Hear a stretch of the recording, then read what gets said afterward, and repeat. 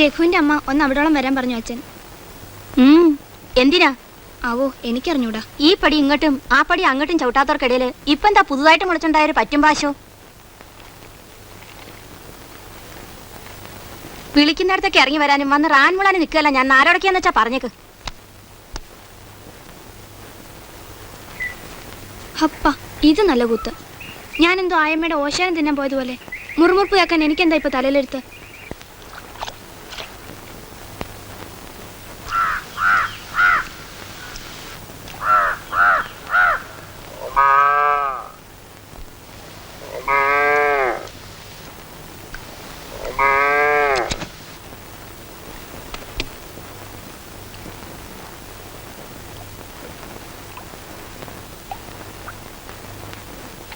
കേറേണ്ടടുത്ത് കയറണേലും ഇറങ്ങേണ്ടടുത്ത് ഇറങ്ങണേലും തെറ്റൊന്നുമില്ലെന്ന എന്റെ വിശ്വാസം. ദാ ഞാൻ തന്നെ ഇറങ്ങി വന്നിരിക്കണു. ഉണ്ണിയുടെ കല്യാണം തന്നെയാ വിഷയം. ഞാനെന്താ അതിന് ദേഹണ്ണത്തിന് വരണോ? ദേഹണ്ണത്തിന് വരണവരുടെ സ്ഥാനാണ് ഈ വിഷയത്തില് സ്വയം കൽപ്പിച്ചിരിക്കുന്നെങ്കിൽ എനിക്ക് നിങ്ങളുടെ അടുത്ത് ചോദിക്കാനോ പറയാനോ വേറൊന്നുമില്ല. എന്നാ സ്ഥാനം അതല്ല എന്ന ചുറ്റുപുറത്തുള്ളവരുടെ ധാരണ എന്റെയും ധാരണ. പുത്രനെ തളയ്ക്കാനൊരു കുറ്റി തേടുമ്പോഴേ എന്റെ സ്ഥാനത്തെ കുറിച്ച് ഇപ്പറയണ ഭൂതോദയൊക്കെ ഉണ്ടായുള്ളൂ. പറയിപ്പിക്കണ്ട എന്നെ കൊണ്ടൊന്നും. രണ്ടും കൂടെ കാട്ടിലും പറപ്പിലും തെണ്ടിത്തിരിയണത് എന്റെ കണ്ണുകൊണ്ട് കണ്ടിട്ടും ഞാൻ പത്തിയും മടക്കി കിടന്നത് ഇതുകൊണ്ട് തന്നെയാ. എന്നെ കുടുംബത്തിൽ കയറ്റാണ്ടിരിക്കാൻ തട്ടും തടയും പയറ്റി തെളിഞ്ഞ മനുഷ്യരെല്ലാം ഭാര്യ ഒരു ദിവസം എന്റെ പടിയും കയറിയിട്ടെന്ന് അറിയില്ല എനിക്ക്. പശു തൊടിക്ക് പുറത്താണെങ്കിലും കയർ ഇപ്പോഴും എന്റെ കൈ തന്നെയാ. വച്ചോളൂ, മുറുക്ക പിടിച്ചോളൂ. എന്റെ ഈ ഒരു ദിവസത്തെ യോഗത്തില് ബ്രഹ്മാവ് എഴുതി വെച്ചിട്ടുണ്ടാവും. ഓയാലി കൂടെ കയറി പടിഞ്ഞാറ്റകം ഭരിക്കണ അലവലാദികളുടെ വായി കിടക്കണ വാങ്ങിക്കൊടണമെന്ന്.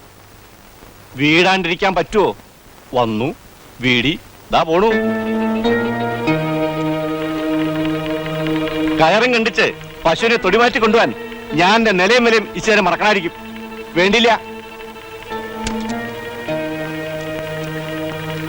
മറക്കാണ്ട് വന്നോളൂ ദേഹണ്ണത്തിന്.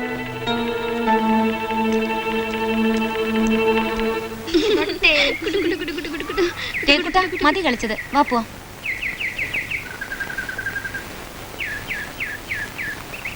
മധു മധു നാളെ വരുമ്പോ കളർ പെൻസിൽ ഉണ്ട് തന്നെ.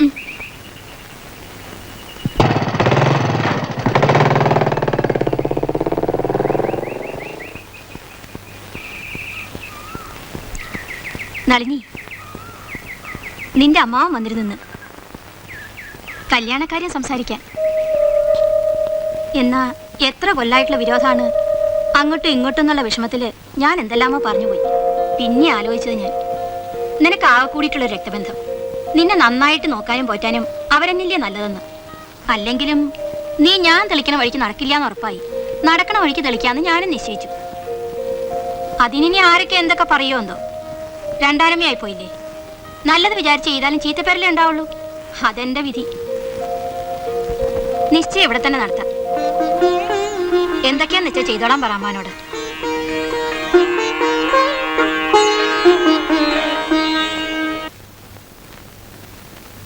ഇനി വരന്റെ ജാഥ അങ്ങോട്ട് കൊടുക്കുക. ലീലാവതിനെ എല്ലാവരും കണ്ടില്ലല്ലോ. ഇപ്പൊ പിന്നാലെ വരുന്ന പറഞ്ഞതാ. നീ പാല് കുടിക്ക.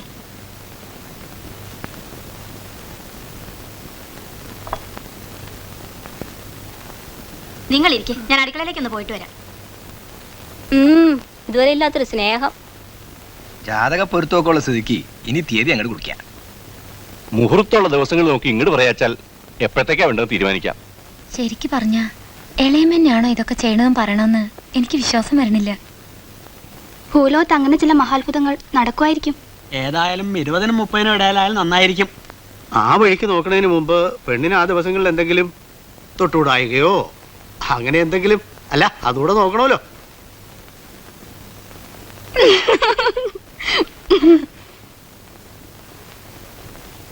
25-ാം തീയതി 10-നും 10:45 ഇടയിൽ സർവ്വവിധത്തിലും ശുഭമായ ഒരു മുഹൂർത്തമുണ്ട്. എന്നാ അന്ന് തന്നെ ആവാം.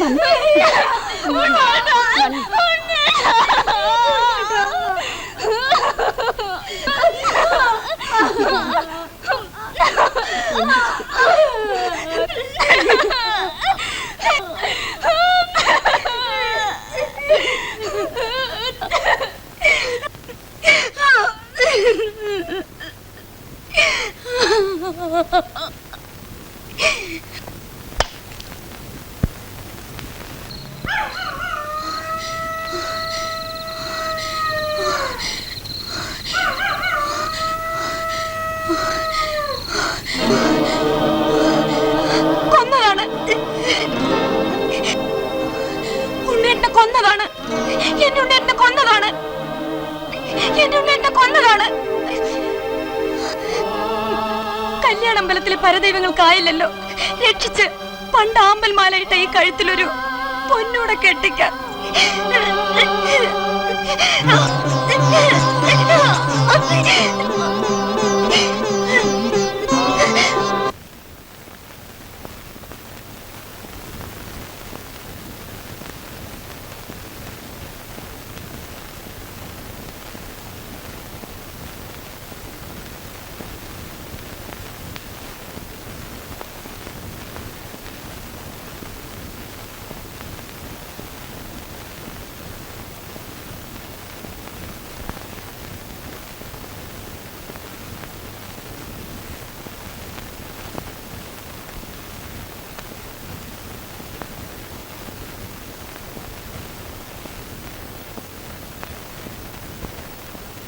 നഷ്ടം എന്റെയും കൂടി ആണെങ്കിലും നീ ചെയ്തത് വലിയ കടുങ്കയായിപ്പോയി മോളെ.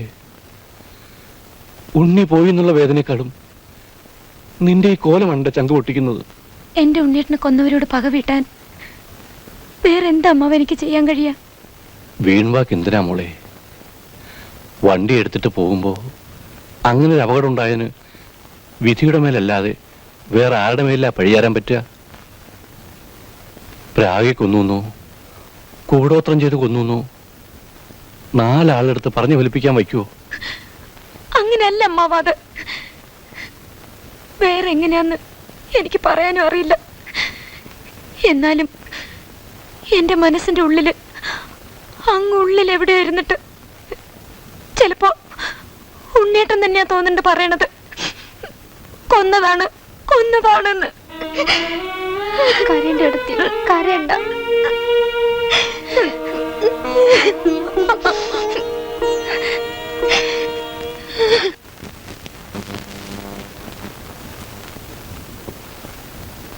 ഇതെങ്ങനെ?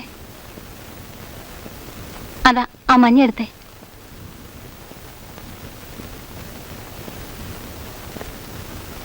ഇതായാലോ?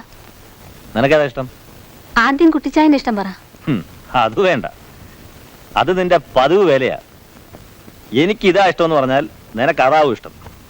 അവസാനം ഞാൻ രണ്ടിനും ഇവനെ വിടേണ്ടി വരും. വേല കൈയിരിക്കട്ടെ.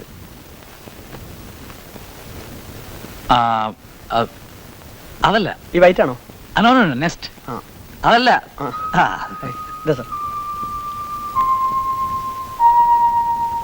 സുഗതൻ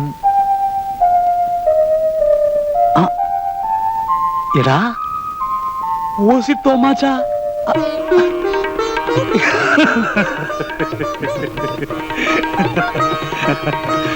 ഓസി തോമാച്ച.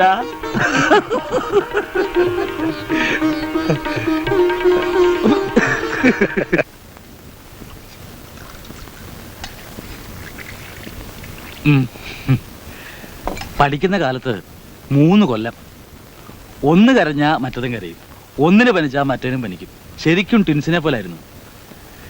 പരീക്ഷ കഴിഞ്ഞപ്പോൾ തെന്നി തെന്നി രണ്ടും വെവ്വേറെ വഴിക്ക് പോയി എന്നുള്ള സത്യം. ഓസിന്റെ ആശാനായിരുന്നു അപ്പോഴെല്ലാം, സോപ്പ് മുതൽ കഞ്ചാവ് ബീഡി വരെ. എടോ താനേ ഈ ലോങ് പാസ് സീക്രട്സ് ഒക്കെ എതിർപക്ഷത്തിന് കൈമാറിയില്ല എങ്ങനെ? അതെന്താ എതിർപക്ഷം? കർത്താവ് യോജിപ്പിച്ചവര് എന്നല്ലേ പറയാ നിങ്ങൾ ഇതില്? അപ്പോ ഐക്യമുന്നണിയല്ലേ? താനിപ്പോഴും ഏകവചനം? ആ. അസലായിട്ടുണ്ട്. ആരാ പ്രിപ്പറേഷൻ ഒക്കെ? സെൽഫ്? അതെ. അതെ അതെ. എടാ സുഗത, വെറുതെ ഡമ്പടിക്കുക. ഒക്കെ ത്രേസ്യാമ്മയുടെ ഏർപ്പാടാ. എവള് വെച്ചാ ഒന്നിന് ഉപ്പുണ്ടേ മുള ഉണ്ടാവത്തില്ല, മുള ഉണ്ടേ ഉപ്പും ഉണ്ടാവത്തില്ല. സാരമില്ല ആലീസേ, ഇത് എല്ലാ ഭർത്താക്കന്മാരും പറയാറുള്ള സ്ഥിരം നുണയാ.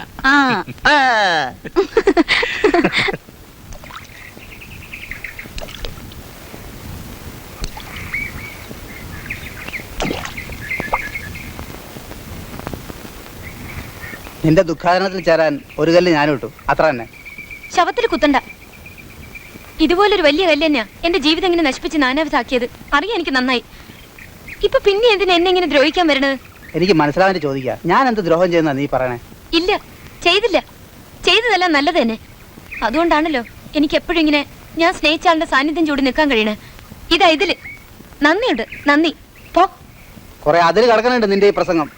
ഇതൊന്നും എന്റെ വാശി തണുപ്പിക്കുകയല്ല ചെയ്യണത്, കൂട്ടുക. നിന്റെ ഈ സന്യാസി തുണിന്റെ ഉള്ളിൽ നിന്ന് നിന്നെ വലിച്ച് പുറത്തെടുത്ത് സ്വന്തമാക്കാൻ കഴിയുമെന്ന് ഞാനൊന്ന് നോക്കട്ടെ. നിന്റെ ഈ ഭൂലോകത്തില്ലാത്ത സൗന്ദര്യം കണ്ടിട്ടുമല്ല, അതും പറഞ്ഞേക്കാം. ഗോപന് തോൽവി ഇഷ്ടമല്ല, അതുകൊണ്ടാ. വരട്ടേടി രമ്പേ.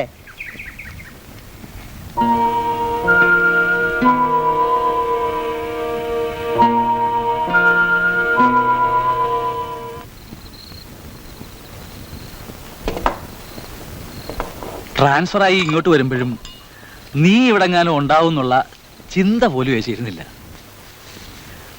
നിന്നെ കണ്ടുമുട്ടിയത് കൊണ്ട് ഒറ്റയ്ക്കല്ല എന്നുള്ള സന്തോഷമായി. ഇങ്ങനൊരു വീട് കിട്ടി, ഹോട്ടൽ മുറിക്ക് പൈസ കൊടുത്ത് മുടി കണ്ടു ഒത്തു. ആ വഴിക്കുണ്ടായ ലാഭം ദേ ഈ വഴിക്ക് പോകും.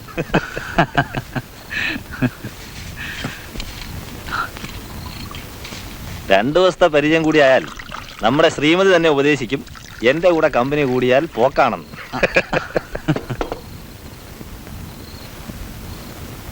Cheers for the past memories.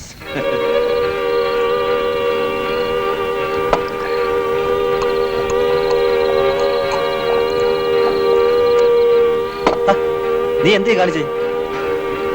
ഒക്കെ നശിപ്പിച്ചല്ലോടാ നീ. Past memories.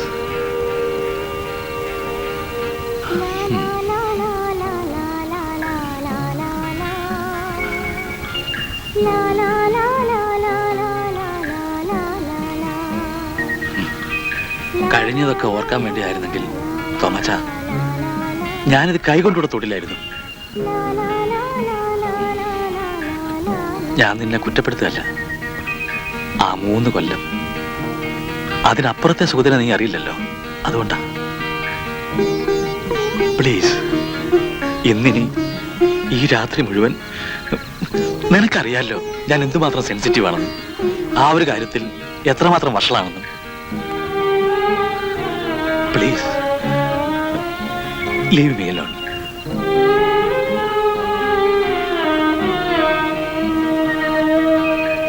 It's all right. All right.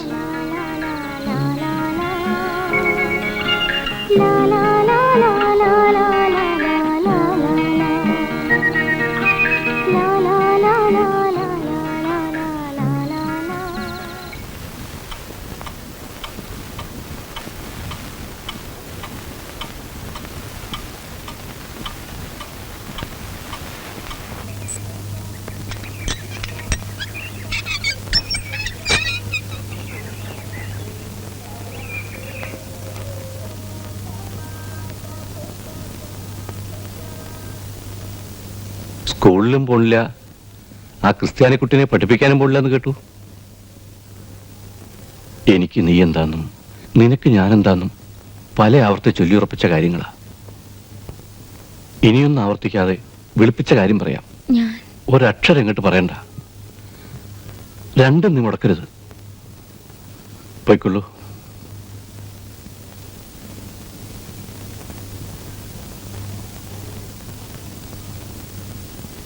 സ്നേഹം കൊണ്ട് ഞാൻ അടിച്ച അടിയെല്ലാം തന്നെയും സന്തോഷമായിട്ട് കൊണ്ടിട്ടേ ഉള്ളൂ അവള്.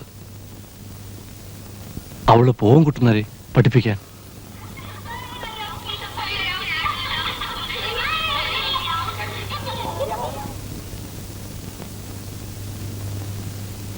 Hello teacher. ഹലോ. എന്താ ടീച്ചർ ഇങ്ങനെ ഒരു വേഷം? ആഴ്ചപ്പതിപ്പുകൾ കെട്ടായിട്ട് വായിച്ചു തെളിയന്റെ കുഴപ്പ ടീച്ചർ ഇതെല്ലാം. ഇക്കാലത്ത് ഇമ്മാതിരി പിത്തലാട്ടല്ല നമ്മൾ നേരായിട്ട് കാട്ടിയാൽ ആരും വിശ്വസിക്കാൻ പോണില്ല. പിന്നെ എന്തിനാ അത്? വലിച്ചു കള ടീച്ചറെ ഈ പുണ്യാളത്തി വേഷം. എന്റെ കെട്ടിയൻ പെട്ടെന്ന് അങ്ങ് ചത്തുവാണെങ്കിൽ എന്റെ അമ്മയാണ് സത്യം. ഞാൻ അടുത്ത ആഴ്ചയിൽ തന്നെ രണ്ടാമത്തിന് ക്ഷണക്ക തടിപ്പിക്കും. അത് ടീച്ചർ ഇതുവരെയും കല്യാണം കഴിക്കാത്തോണ്ട് പറയുക ഒന്നുമല്ല. ഞാൻ എപ്പോഴും ഇത് തന്നെ പറയും. ഇരിക്കട്ടടി അങ്ങനെ ഒരു ഫാഷൻ. Wait and wait. എനിക്കതൊന്നല്ല പേടി. ഇക്കണക്കിന് ഇനി ടീച്ചർ പിള്ളേർക്ക് സാരികമ പതനിന്ന് പാടിക്കൊടുക്കുന്നതിന് പകരം സാരി വെള്ളം മതിയെന്ന് പറഞ്ഞു കൊടുക്കുന്ന ഞങ്ങൾ വെറുതെ തമാശ പറഞ്ഞതല്ലേ.